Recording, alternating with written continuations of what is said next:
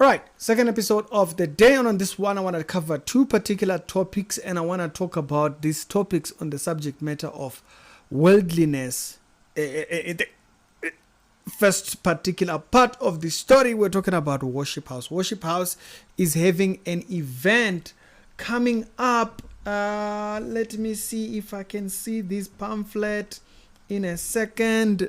Right there in December, and I had some questions about the lineup of the people that are on the thingy. And so we're going to talk about that just in a second. But also, you may remember Jamal Bryant, the guy who tried to correct the Bible not long ago. He was saying some weird things.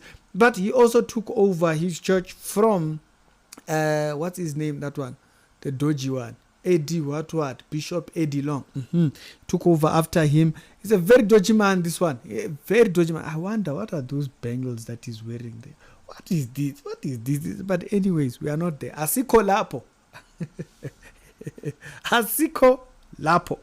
Now, he was doing an interview with the girlfriend of Babyface. Babyface is this guy. He's a rapper, his career not going very well. They had a TV show together. He was interviewing the girl, and he supposedly was prophesying to her. And I was like listening to the prophecy, and I was like, my brother, is that even biblical to be even saying to someone? Or are you just saying it so that you know these motivational preachers, they like talking anyhow. And so I got some questions that I want to ask concerning that. And we can do that in a second. It's the Reality Show, the daily Christian commentary videos. If it's the first time over here, be sure to check out some other videos that are down in the pinned comments, and I'm gonna check you out over there. Right. So we got a little bit to cover here, and we got a little bit to cover. Please do give this video a like. Does help it out in the algorithm, and when you do like the video, YouTube will know that, oh, you like this type. I'll be out there doing them research so that the video is not empty. It's do a good job. And so let's go over to the Worship House story first, and then I'll go to the Jamal Bryant weird prophecy that he was doing. Right. So as I mentioned, Worship House, it's a vendor gospel group. I think they also come out from a church and stuff like that. They are very popular. They are very much known in the Limpopo area.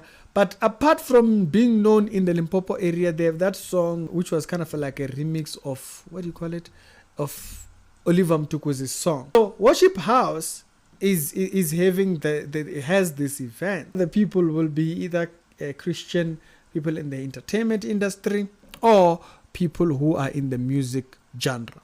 So now they are having this event coming up. But I was looking there at the lineup, and I was seeing there, and you check in the pamphlet, they have Makhadzi there. So I was like, oh, okay. Ziakal, what's happening? So Makhadzi sings music for the beer hall.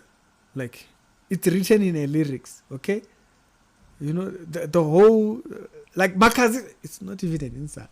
Okay? Makhadzi sings music that is played in the music hall. So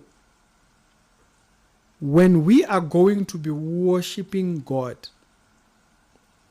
you can answer, you can finish the statement.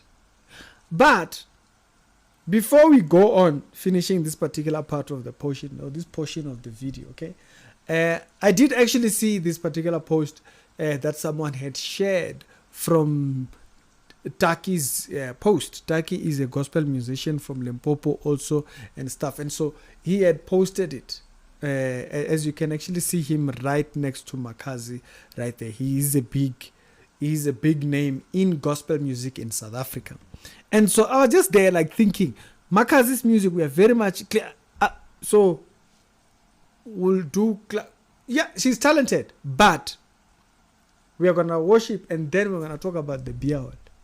Which one are we doing? Which one are we doing?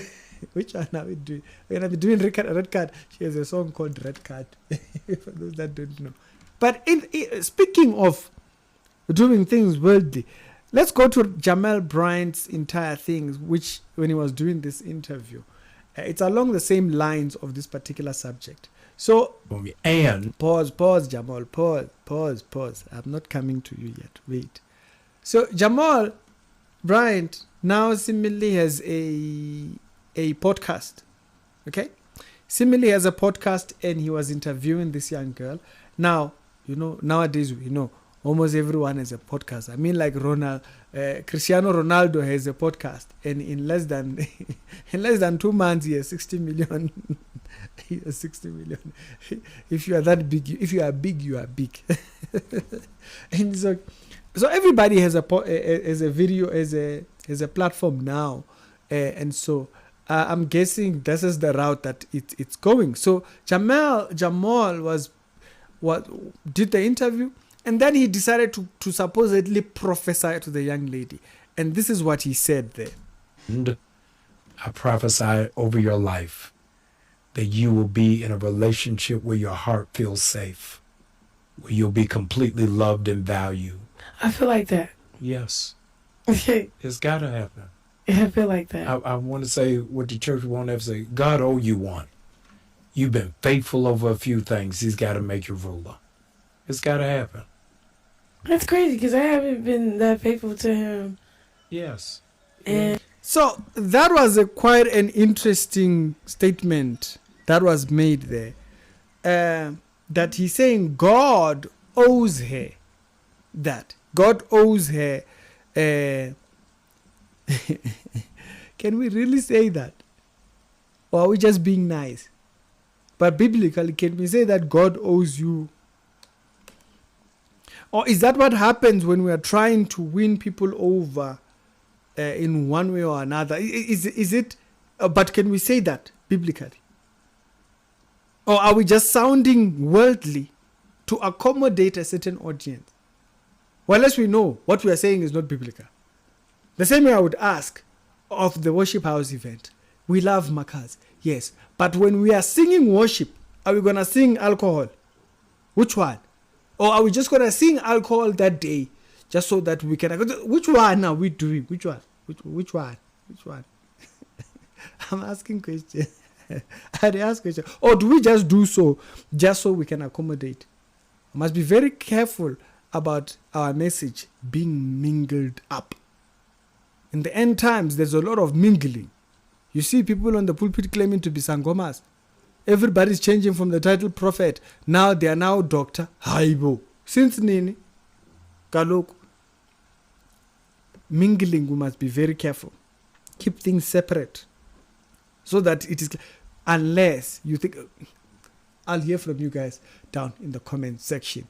Are we just mixing just so that we can sound thing, even though it's not biblical? Or even though the Bible... I'll hear from you down in the comment section.